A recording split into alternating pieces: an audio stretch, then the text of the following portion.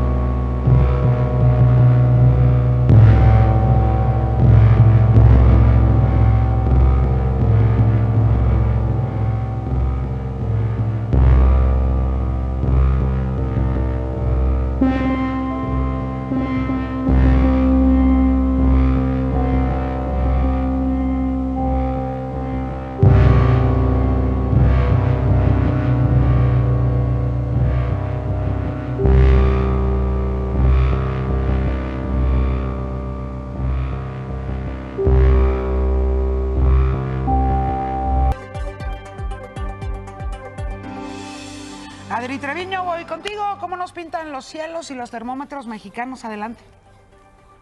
Yuri, ¿qué tal? Muy buenas tardes. Como ya lo adelantabas, Zeta ya es un huracán categoría 1. En estos momentos se ubica a 170 kilómetros al sureste de Cozumel, Quintana Roo. Por supuesto, se espera que continúe avanzando